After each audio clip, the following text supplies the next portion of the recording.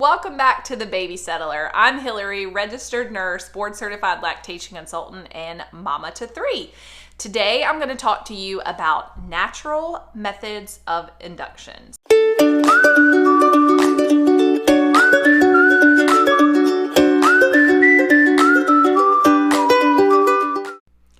Over on my Instagram account, Baby Settler, I get weekly questions from followers about how do you naturally induce yourself to go into labor. So naturally induce yourself, I think those words might be mutually exclusive.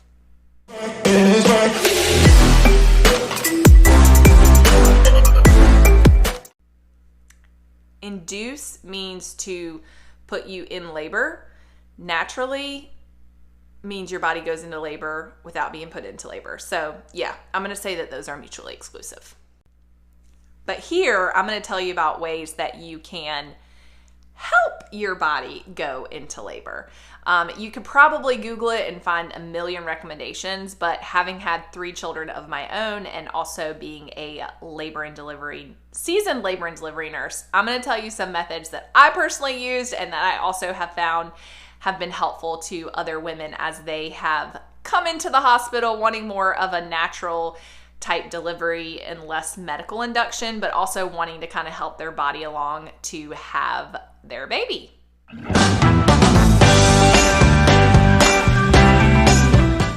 Okay, so first things first, try not to stress too much. Birth and labor are really one of those things that are kind of out of your control. Yes, you can prepare. Yes, you can be educated.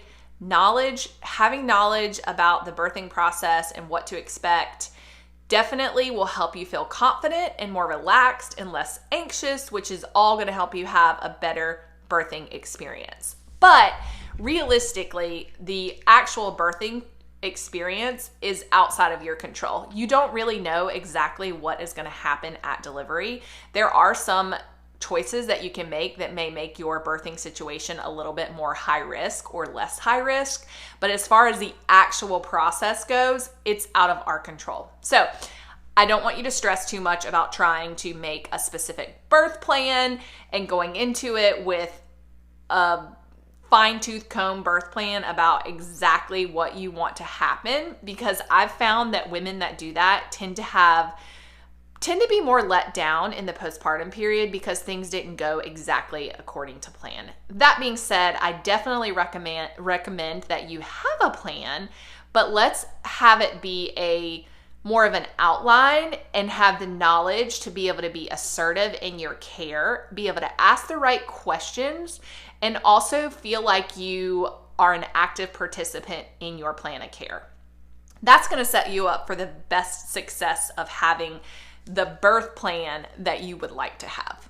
Going forward, let's talk a little bit more about methods to help your body go into labor.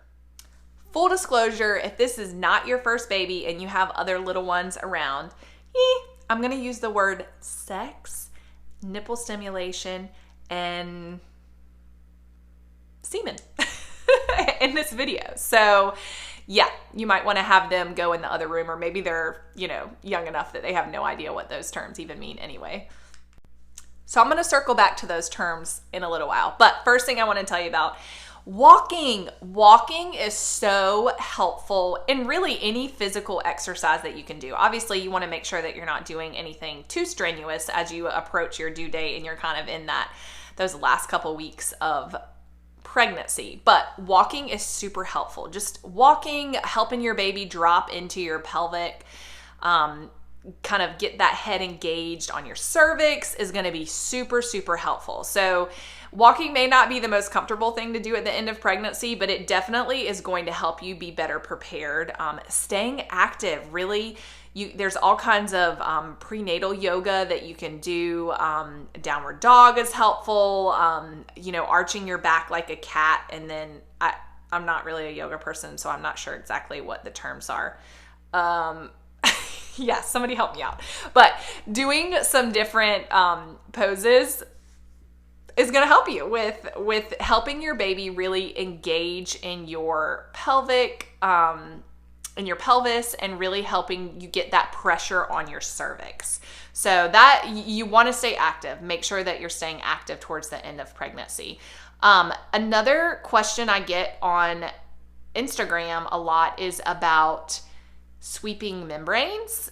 Is that an effective method for induction? Well, technically that's not induction. An induction would be more an artificial rupture of membranes, starting oxytocin, side attack. There's all kinds of different ways that we can induce women to go into labor, but sweeping of the membranes is more of a,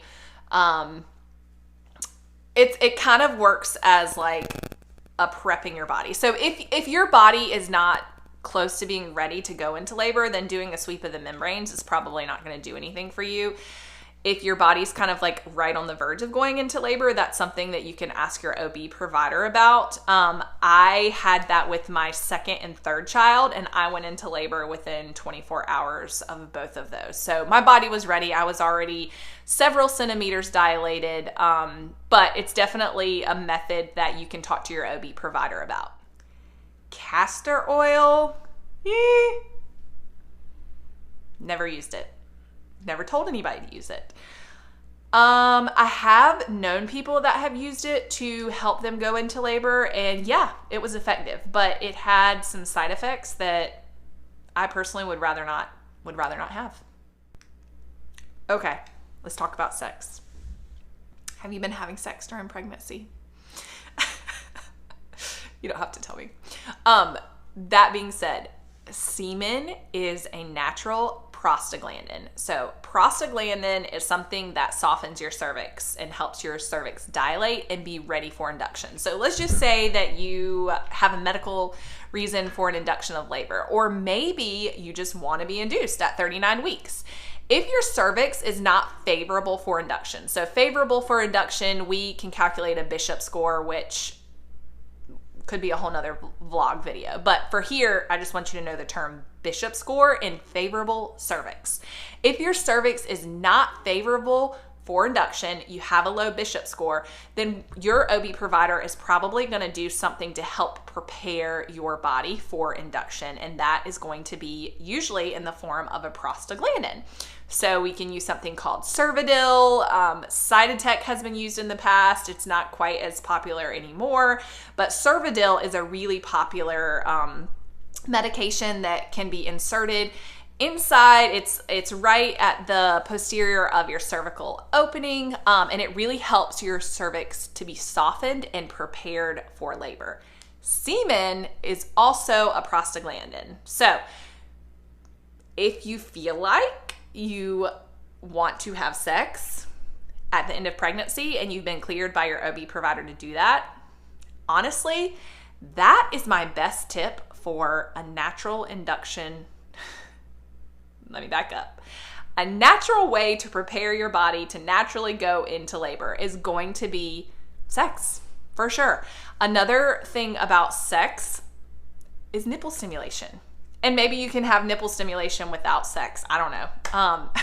That's whatever you want to do. But nipple stimulation definitely helps with contraction. So when you have nipple stimulation, you have the hormone oxytocin to be released. That's your body's natural hormone for making your uterus contract.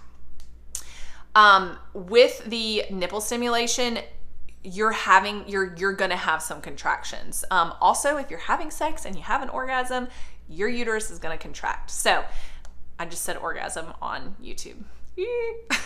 I hope this video doesn't get X-rated. I don't know, maybe it will. I'm not sure if it does. Anyway, that being said, you want to make sure that you don't have any complications in pregnancy. So as long as you're not a high risk pregnancy, as long as you've been cleared by your OB provider to have intercourse, I'll use intercourse instead of sex, it's going to be completely fine to use nipple stimulation, semen, to help prepare your body to go into labor naturally. And the last thing I want to tell you about is artificial rupture of membranes. That is when your OB provider is breaking the water sac that surrounds your baby. It's called breaking the water, is more of layman's terms for that. That is going to help your body to go into labor. Now, if you're wanting to have a natural delivery, I would not recommend that you have an artificial rupture of membranes early on. Maybe when you're kind of around 7 to 8 to 9 centimeters, it could potentially help speed up the process. But if you're going to be laboring for a little while, that sac, that water sac, is the barrier between your baby's head and your cervix. So it serves as a little bit of a cushion. You want to hang on to that cushion as long as possible. That being said, if there's a medical induction and you're already a little bit dilated, using an artificial rupture of membranes will actually help your body kind of go into labor a little bit more naturally. And then if your body doesn't kind of kick it in gear and start contracting, then maybe your provider would recommend starting Pitocin, which is a synthetic form of oxytocin. All that to say, those are some methods that kind of help you really naturally prepare for labor. I'm going to share a little bit of a video from my Birth Made Simple online course that tells you, how do I know I'm in labor? Because that's the next question I usually get. How do I help my body go into labor? And how do I know that I'm in labor? How do you know you're truly in labor? I get asked this question a lot. Sometimes I have to tell women they aren't actually in labor, they're just experiencing practice contractions, also known as Braxton Hicks contraction. The disappointment that follows that statement is always very apparent. It can be disheartening for you because you were so ready to meet your baby. I get it. You're beyond ready for your baby to come, it's eviction time, and you're praying you're in labor. Let's get the show on the road, but not today. I'm going to tell you how to know you're in false labor or true labor. Braxton Hicks contractions are a tightening and contraction of your uterus. They're practice contractions, and they can be really uncomfortable, but they're not really changing your cervix. This is false labor. They're not effectively dilating your cervix, which is what you need to have happen to have your baby. When you're not truly in labor, your contractions will be irregular and unpredictable. They won't increase in intensity, and when you walk around or lie down, they'll go away. Drinking a bunch of water and resting also makes them go away. Okay, so what is true labor and how do I know I'm truly in labor? You're gonna know. I know that sounds like a statement that doesn't need to be made. Maybe it's not helpful to you.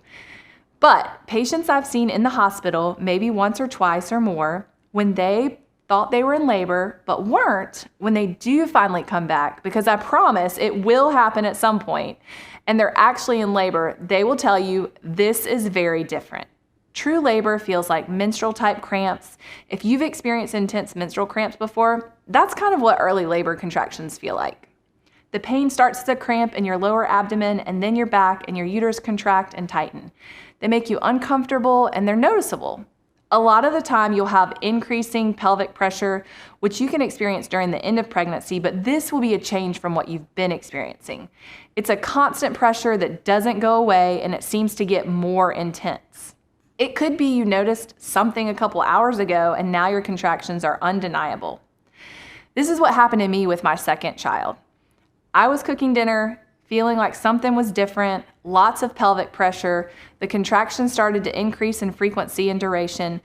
5 hours later, our little boy was born. Usually when you're in true labor, your contractions will be about 5 to 7 minutes apart, lasting anywhere from 30 to 90 seconds. With my first baby, my OB provider really didn't believe I was in labor because my contractions never had a consistent pattern.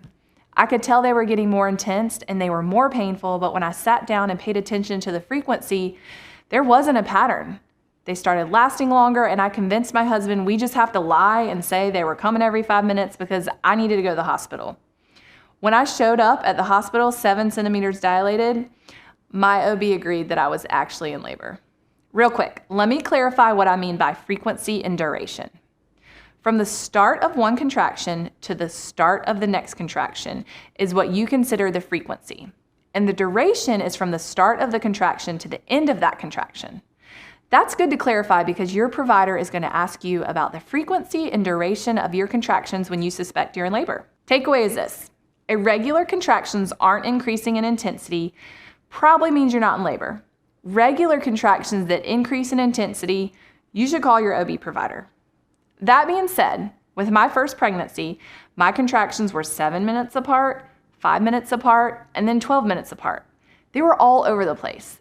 They never really had a consistent pattern, and the duration was never really consistent either.